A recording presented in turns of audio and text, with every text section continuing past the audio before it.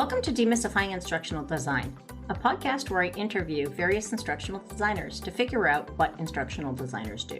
I'm Rebecca Hogue, your podcast host.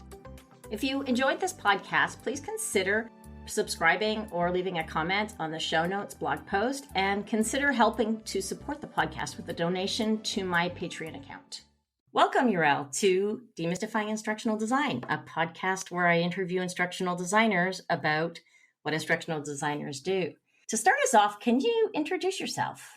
Absolutely. I want to first say thank you so much for having me on the podcast, Rebecca. I am a learning and adult education consultant. I am a Philadelphia born and raised HBCU graduate, the oldest of three, the mother of three. I'm a lifetime learner, and I am a lover of all things learning. I see myself as having learning as a superpower. That's something that I really embrace every day. I use it and I encourage others to do the same. I enjoy talking about learning as much as I do it to the point where I get up at unconventional hours in the morning to talk to other people across the globe about learning. And I'm here for it. I produce learning solutions for a wide range of organizations across different industries. You name it. If it's an industry that I haven't gotten into yet, I'm open for it. That's how committed I am to learning and using it as my superpower.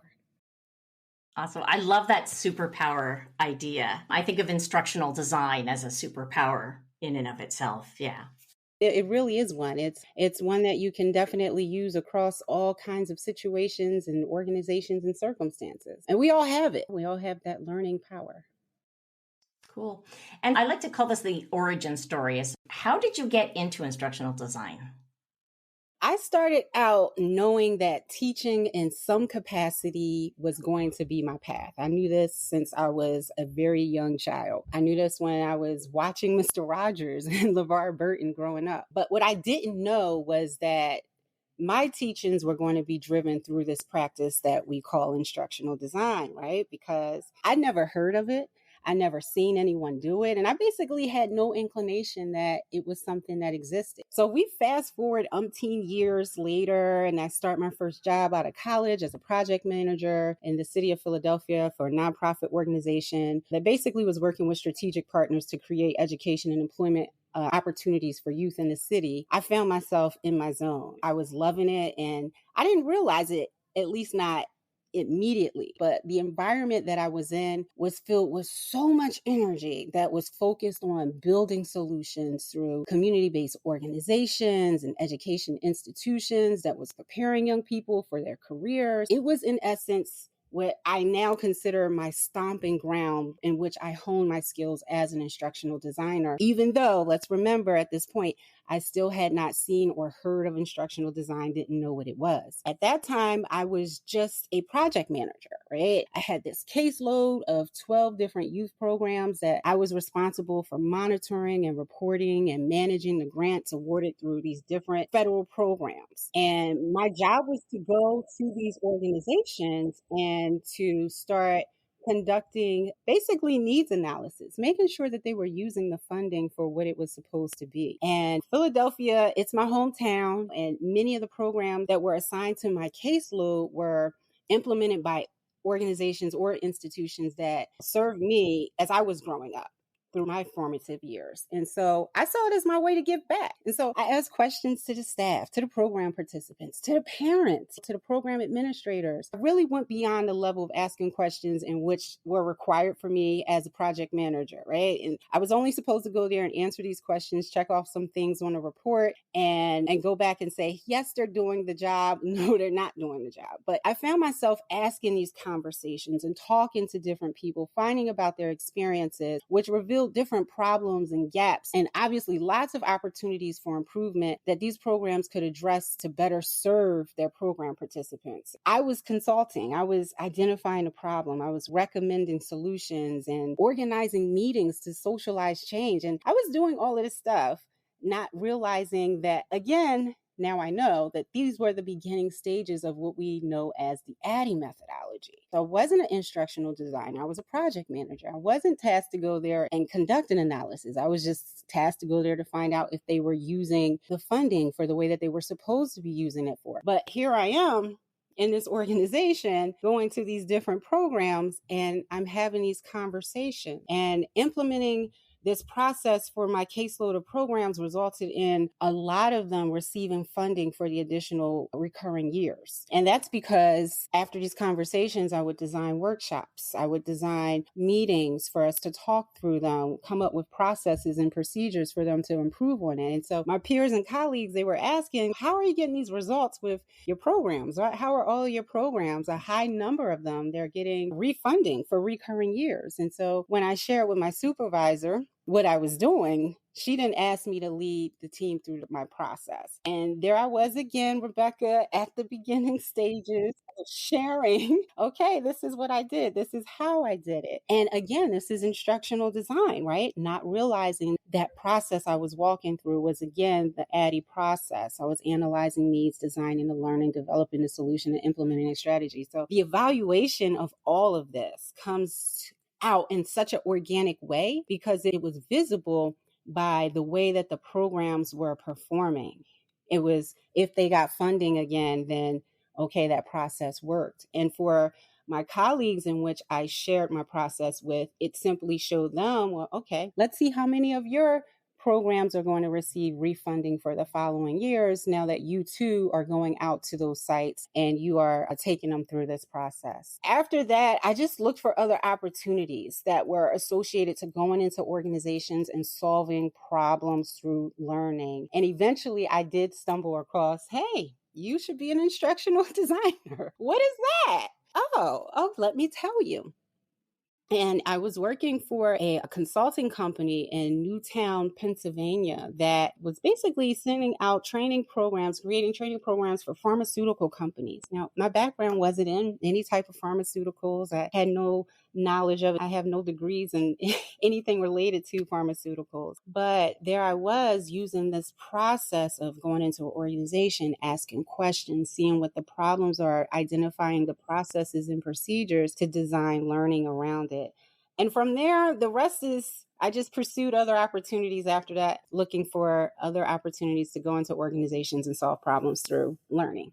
That's fascinating. You couldn't see me smile because there's, of course, no video on right now, especially when you said that somebody said, you should look into instructional design, because that's so true. Where so many of us that we found it by accident after having done it for a while and not having a name for it. Absolutely. Not having a name for it, but just practicing it and doing it, I think is really the main part of it all. Is I just intuitively always was a person that was into learning. That was my pretend play as a kid, playing and acting like I was teaching or creating little tests, actually designing them, Rebecca. Designing little tests on paper. Like, okay, multiple choice. Where did that come from? Don't know, but it was always there. How do you describe to people what you do? When you say you're an instructional designer, how do you describe that? Yeah, I'm going to refrain from getting sciencey with it because usually when people think of you being an instructional designer, they think, oh, you're a person that does the PowerPoints or something like that. And I start off by saying what I'm going to say right now, which is what I do is fulfilling, fun, and fruitful. Okay. And that usually engages people who's like, what do you mean by that? Well, being an instructional designer, and specifically one that designs for the workforce like I do, it really gives you a unique position and a perspective on other roles, other careers, other jobs, how they're related, and the value that they add to society. It is a very unique position to be in. And as a consultant, designing and producing different learning programs to solve problems in organizations, both large and small, I got to show up with my superpower to help them work towards their vision. Right? To remove barriers that pose risk to their mission, to influence change in ways that support the accomplishments of their goals and their performance objectives. So at the end of the day, I'll just say again, what I do is very fulfilling. It's fun. It's fruitful. It's a way to make a large impact in a very nimble and small way. You mentioned that you're primarily a consultant, and I'm wondering how you got into consulting. Yes, I got into consulting, and I think it just goes back to my experience of how I stumbled upon instructional design, which is really from that experience of going out to different organizations and having those conversations to see what their problems were, right? And that really excited me for the simple fact of having this perspective of being able to go from one organization to another and see where I can help them solve their problems. Working in a capacity of full time, which I have that experience as well. I've worked at organizations and been a full time instructional designer, senior instructional designer. I've been a technical trainer. And so in those roles, I've always found like even full time, you do get exposure to that consulting type of life, right?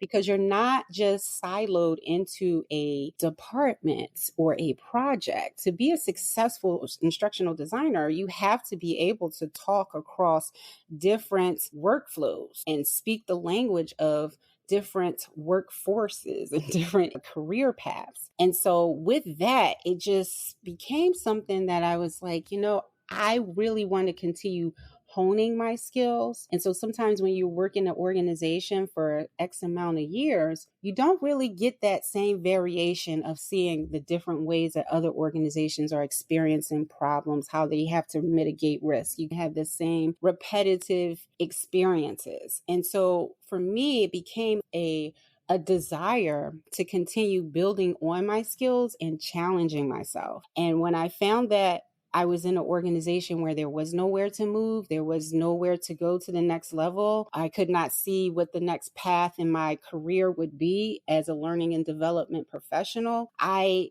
began to look out and say, hey, all of these organizations are out here. There's consulting opportunities, and I am going to go out and I'm going to help them. And they're going to help me learn some new stuff. They're going to help me learn about new tools and technologies and techniques. They're going to help me really take my level of knowledge as it relates to instructional design and influence me in a way to really become more creative and innovative as to how I'm helping them solve problems. But at the same time, I'm going to be able to take this knowledge that I'm gathering from these different places to create some learning solutions that are really impactful. So to answer your question, what got me to the point of becoming a consultant was really the desire to hone in my skills and expand them as an instructional designer. I was looking for more of a challenge, and I found that being in an organization as a full-time employee, sometimes it would get limited. Not all the time. There's places that I've stayed for a long period of time, and when the opportunities for growth were no longer existent, then I went to consulting. A very interesting way to grow your experiences and to grow as a professional. Oh, for sure. For sure. I think a lot of people do, as instructional designers, do explore in that type of way. I've had places that I've been an instructional designer full time, and because I was so hungry for the opportunity to try a new tool or try another piece of technology or have some other organization or project really listen to a different approach that I had towards learning, I would on the side take a contract, still maintaining my full-time position, but take a contract. And so I would do that so that I could get that additional exposure, right? But still continue to maintain a relationship with my existing full-time position. So you can do both. You can definitely do both. And I think when you find yourself in that role of, okay, here's a contract for 3 months or here's a contract for 2 months and they want X, Y, and Z, I have to create an e-learning, or they're looking for a new solution. They just need another person to add to their team for support. I can do that in addition to maintaining my full-time role. You'll find yourself doing that and meeting other designers, meeting other people within the L&D field, which will make you start to say, hey, I could take on more of this stuff. And this is pretty nice. What really gravitated me towards all of the consulting, and I'll say this in addition to what I mentioned earlier, is also the networking and the exposure to others that are doing things differently. That's the best thing that you can do for yourself as an instructional designer, is to really allow yourself to mix and mingle with other designers and have conversations with them, no matter what level they're at. Everybody has something great to say. Yeah, I couldn't agree more. And how much you learn from each other is quite fascinating. But you never know when you're going to run into something like a problem you're trying to fix, where the conversation you had with someone else is going to help you frame that. Absolutely, absolutely. And that's where those experiences of listening to those different stories definitely help, especially when it feels like it's a large a large world, but the world of L&D is pretty small. Your reputation is a lot. It means a lot. And so your ability to collaborate and to share as much as you are receiving, it goes a long way in helping you in your career and when you work on other projects. What would your typical tasks be in a day? Yeah, I say as an instructional designer, the typical tasks really involve mitigating risk, right? And problem solving, which really requires us to converse, connect, and collaborate with everyone about various things. And when I say that, I'm talking about time, access, availability, things like outcomes, and just in the essence, the things that our learners will need to be successful. That's typical no matter what stage of the adding methodology or process that you find yourself in. But the fun stuff like researching, drafting, developing, and implementing, those are the tasks that typically are confined to specific points in the process. But that's not always. That's if you're lucky, right? That's in the ideal state. It's really not out of the ordinary to find that you may need to develop when you're implementing, or vice versa. You might need to implement when you're developing. But those are what a lot of designers, we call that the hurry up and wait projects, right? It's I need it today, I need it tomorrow. And you hurry and you go into one phase in the process to hurry up and get it done, only to find that you're going back. But that comes with skill and experience to be able to gauge and pace yourself with that, to push back with to stakeholders and clients regarding that whole process, which takes me back to the typical task in your day: mitigating risk, problem solving, conversing, connecting, and collaborating. When you say mitigating risks, then you're speaking about risks. Is it to you or to the overall project, or to you as the consultant? Or, yeah, I'm just trying to get the context for that.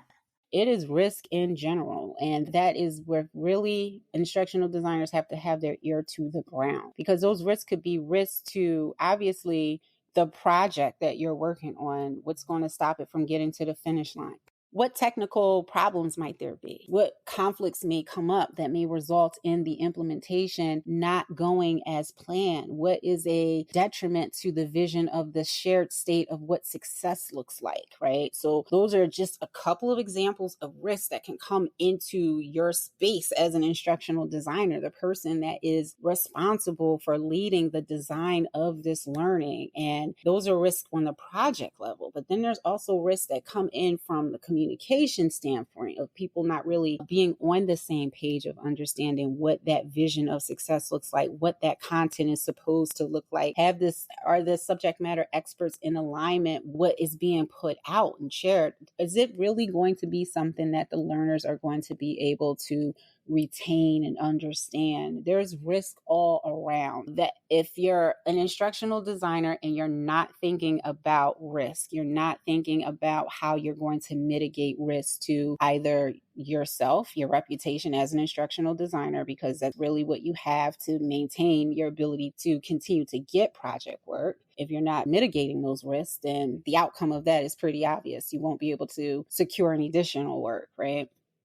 The other risks are risks to your project, like just the overall end project, your deliverable. There's so many people that are a part of the project that are helping you get it to that point. And that's, again, going back to conversing, connecting, and collaborating to mitigate the risk to your project. That end result, you have to have conversations with everyone, because at some point in the process there is a touch point, and it's your job to know what those touch points are. It can be overwhelming at first to even consider, wow, I got to know all of these different touch points and have all of these different conversations but with different people to mitigate these risks. I don't want to alarm anyone in positioning it that way. It does come off a little more organic when you allow yourself to be a part of the process and you allow yourself to create relationships with the people that you are working with, and you allow yourself to maintain a professional reputation in which people will come to you and they will share information with you, so you won't have to work as hard. But this takes time. These type of things take time.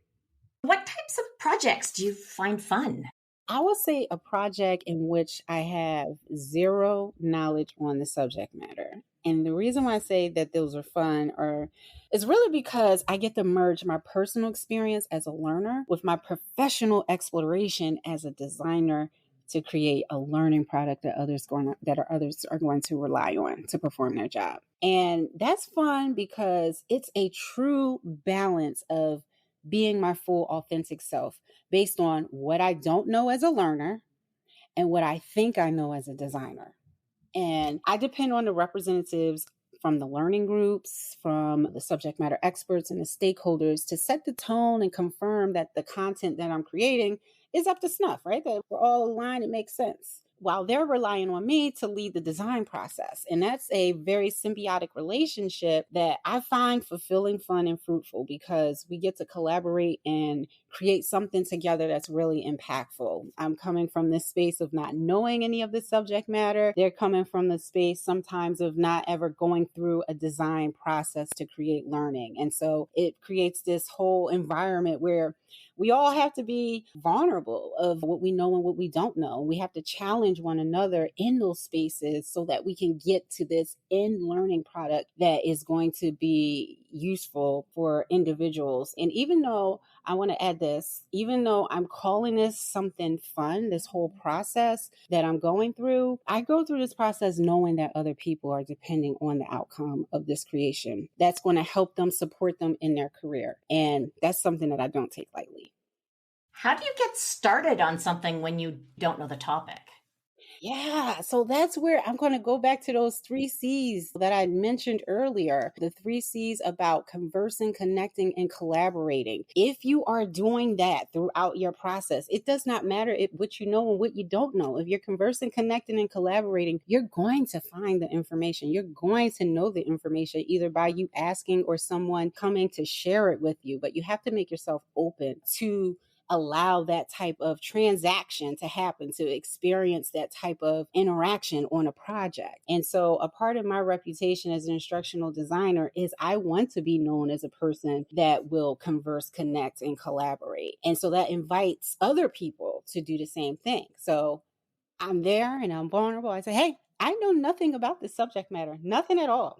But that's a value to you all because I know less than your learner. So I'm going to be asking you questions that you're going to assume that everyone already knows. And so that's the value add to that. And I think that if you're in this position of working on a project in which you have no knowledge on the subject matter, always remember that's a value to the team, to the project, because you're going to ask those questions that everyone else is assuming everyone already knows. I really like your 3 C's: conversing, connecting, and collaborating. Can you speak a little bit more about that middle one, the connecting one? Yeah. When we connect, people think that, okay, I talked to you, right? I had a conversation with you, so we're connected. Or I collaborated with you, so we're connected, right? That's not what that is. Connection, and it's intentionally in the middle to bring the converse and the collaboration together because they both have to happen in a way that after we work together, you still feel like I am a resource for you. Whether we're in the same organization, in the same project, like we are truly connected as professionals in this space of learning and development, in this space of working in a professional capacity to support one another with our knowledge and growth in a specific type of subject matter or area. That's what connection is. It goes beyond, okay, we're just having a conversation or we're collaborating on a project. It's a true, okay, if I don't talk to you, we're at the end of this project. It's done. The door is known to still remain open for you to pick up the phone, send an email, reach out, ask a question. And that's the kind of stuff that you need to build on your relationships and your reputation as an instructional designer, because the same people are in the circle of instructional design and learning and development. Right? Where we may be changing in different roles, but when you are connected, it does not matter the time or the duration or the position or the project. None of that matters. I'm connected to this individual because I know them on a professional level, on a personal level. We are established. We are one another's knowledge support system for information that they may need at any point in their career. One of the bits of advice we give our students is to find your niche in instructional design. And I'm wondering, how would you describe what your niche is? I would say this is a hard one because there's a lot when it comes to instructional design. I'm going to say mine is, it's an unconventional one because probably if you were to give this on like a survey or multiple choice test or something like that, this would be like the option that likely wouldn't be listed. But I'm going to say that it's learning new subject matter. I am a natural consumer of knowledge. And once I learn something new, I have this obsessed yearning to share it with others, it's turned out to be something that served me very well as an instructional designer and even more effectively as a learning and development consultant. So I would say my niche is really learning new subject matter. And then also I would add to that, working with SMEs that are known to be difficult. I think that is my other area of where I have this skill set that is more niche of, if you are considering a project and you have a SME on it that may be considered a little challenging, I'm usually asked to be on those type of projects. I'll just say that. That's a very valuable skill set to have. We all know subject matter experts that are more difficult to work with. And you know what I find too, Rebecca, is a lot of times why we think that they're very challenging, they tend to really, I find, have so much information and knowledge, and it's all in their head. And I find not all of them, but most of them, many of them that I've worked with, really just want people to get out the way. They want to say what they want to say. They want to say it how they want to say it. And however it lands is how it lands. They don't want to dress it up in any type of particular way. As an instructional designer, you have to be okay with that, because the person who is giving you those pointed answers, opinions, they're critical of things, they're analyzing, they're very analytical about it, that is more than likely your most valuable subject matter expert, because they're saying things that other people may not be saying. And so if you don't have the gumption to sit through that and listen to it and allow it to land the way that it's going to, that they're making it land, you may miss out on some very important learning nuggets that your learners are going to need that you wouldn't otherwise get from any other subject matter expert that you're working with. So I tend to like to work very closely with those type of SMEs because I find that a lot of my content that I get from them is very valuable. What are the biggest challenges you face as an instructional designer? I'm going to say keeping up with new tools and technology. And the reason why I say that is because obviously there's so many of them. When you learn a handful of new pieces of technology, the next day there's new technology that's available. And clients want you to know about it. They want you to know what's the latest and greatest technology learning offerings. They want to know how they can make their learning more engaging using available learning technological systems. They want to know where do their systems integrate for tracking and monitoring of performance. And they want to know, and they're looking to IDs for this direction and guidance. They're not necessarily looking to people in IT or developers to do this, because they recognize that, well, IT and developers, they design this, they create it, they develop it. But the instructional designer is expected to know on a technological level what those learning applications, tools, and resources are. They want a list of them. They want to know how they work and how they can use them and how they can integrate them into their learning platforms and their performance so that they can track everything.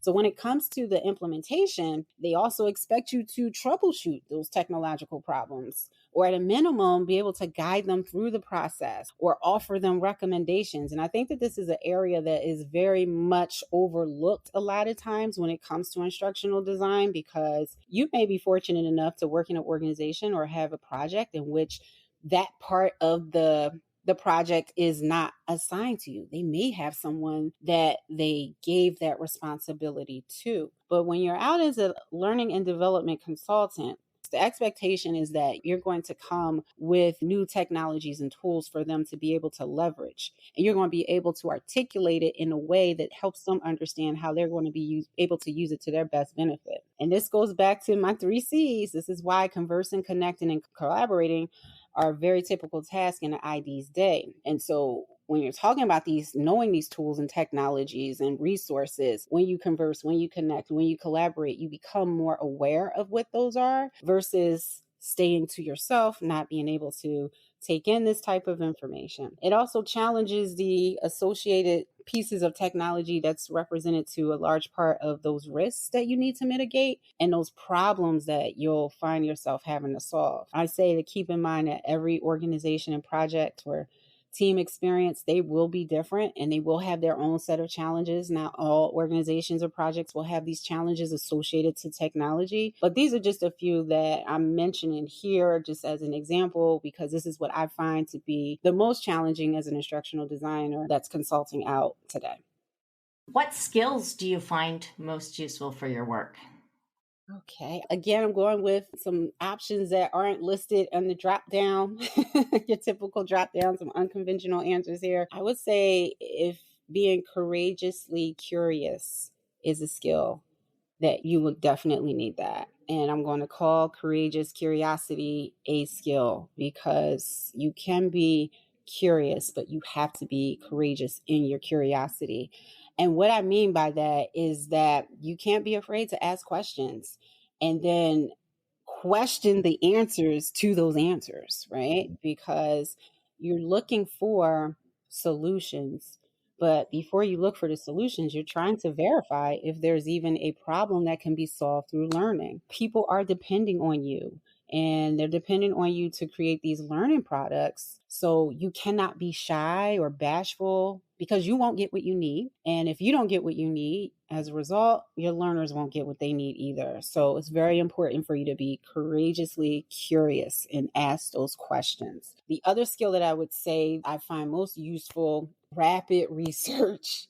Rapid research. And these are like action skills that I'm like thinking you would have on your resume. I'm courageously curious. I'm a rapid researcher, right? So what I mean when I say rapid researcher, that is basically being able to turn with the tide, right? Because everything and everyone and everywhere is evolving and changing right before our eyes every day. And so what you know to be the best technology or tool or resource today just might not be tomorrow, right? I mean, we get updates and changes all the time. That's how fast things are moving, and the learning strategies are changing to meet those changes with those technologies, but more importantly, the learners need. So it's important to have a skill that allows you to stay current with learning approaches that enhance your skills as a researcher so that you can become more rapid. The 2 skills I say are most useful as a learning and development consultant specifically is being very courageous in your curiosity and having that ability to rapidly research. I have to say, I love your alliterations. I love to write. I can't help myself. What do you wish you had learned sooner regarding instructional design? This is easy. This is an easy one. It's probably going to sound like, really? But that it existed. I really wish that I knew that earlier. In the beginning, I shared my story about how I stumbled across instructional design and I claimed it as my career without knowing that it actually had a name, a methodology, or a science behind it. But had I known earlier what instructional design is, that it existed, then I would have immersed myself into the practice sooner with intention. And I think that's the beautiful position that a lot of people, listeners right now on your podcast, can get from this, that a lot of other people that fell into instructional design missed the boat on. You can fall into the space, the career, the practice, the experience of being an instructional designer through intention. There's a lot to be gained when you are intentional about goals versus not doing and not knowing you're accomplishing things linked to an unknown goal. It just feels different. It makes you show up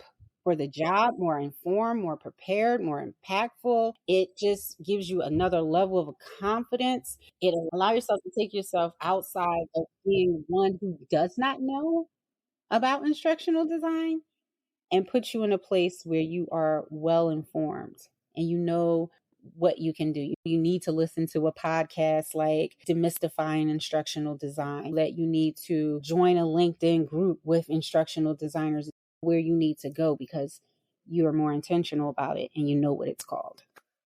I would agree completely. I think that many of us wish we knew instructional design was a career path before we fell into it.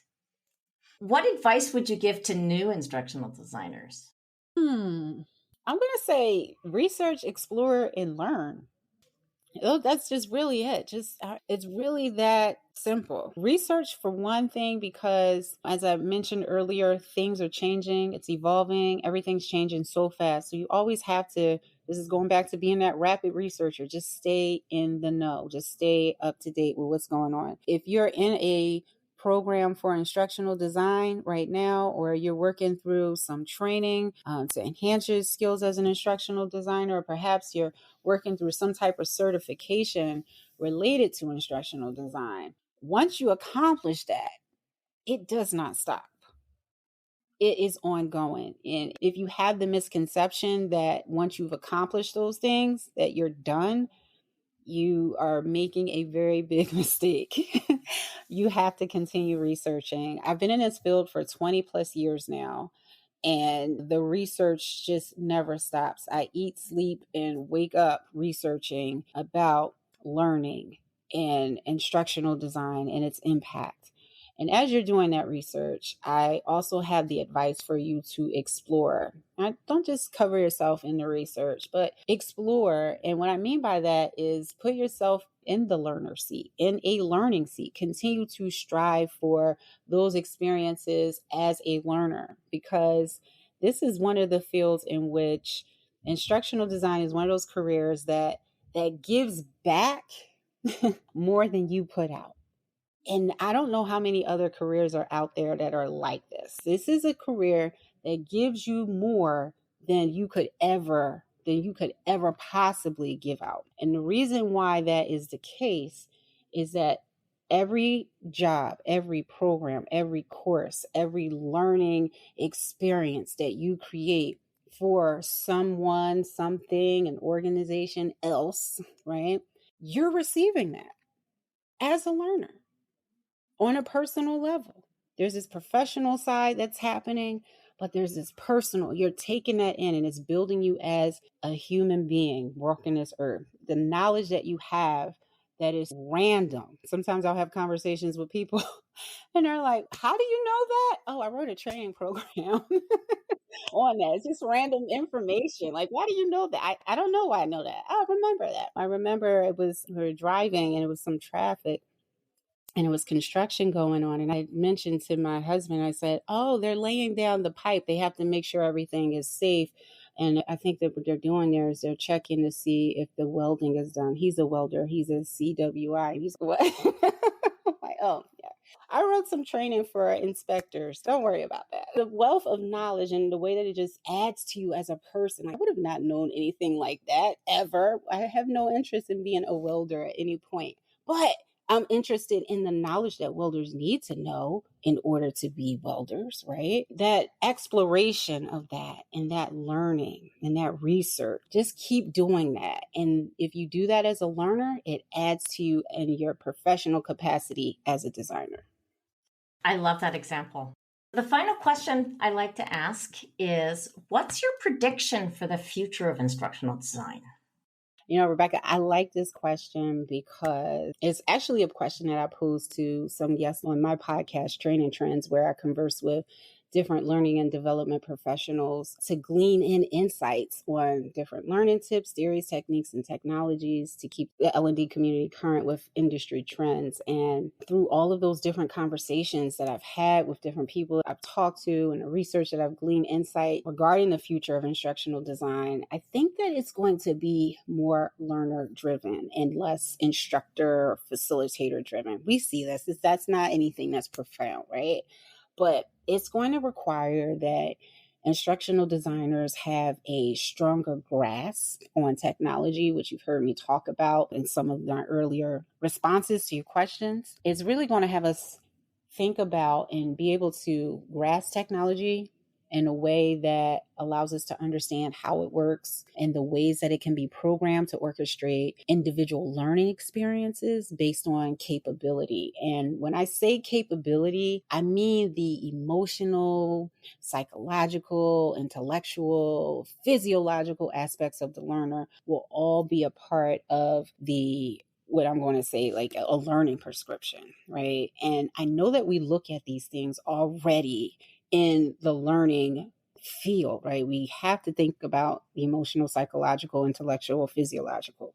But in the future, I believe it's going to be something that takes us out of this dormant state of making those considerations and factoring those in and put us in a more active, responsible role.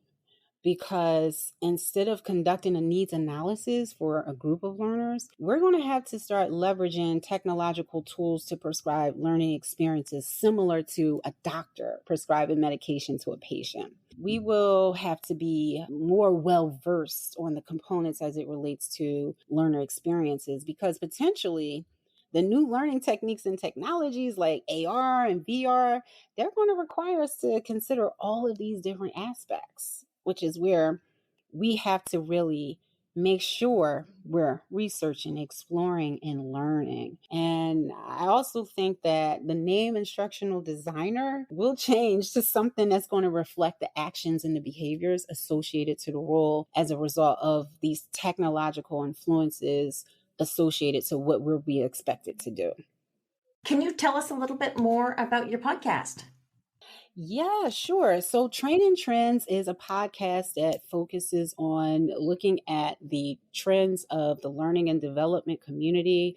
We talk about different tips, theories, techniques, and technologies to explore ways that things are trending and changing towards in the future. It's available on your podcast platforms.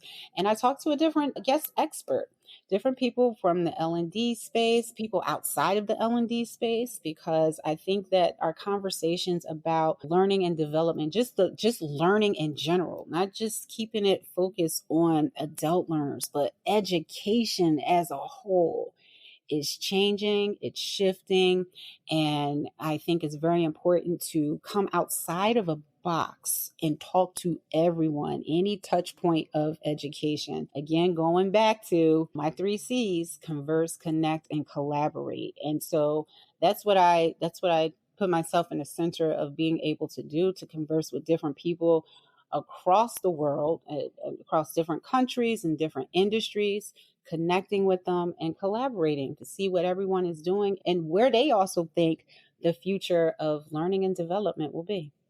Excellent. Thank you very much, Yorel, for joining us on Demystifying Instructional Design. Thank you so much for having me, Rebecca. I enjoyed this. You've been listening to Demystifying Instructional Design, a podcast where I interview instructional designers about what they do. I'm Rebecca Hogue, your podcast host. Show notes are posted as a blog post on demystifyinginstructionaldesign.com. If you enjoyed this podcast, please subscribe or leave a comment in the show notes blog post.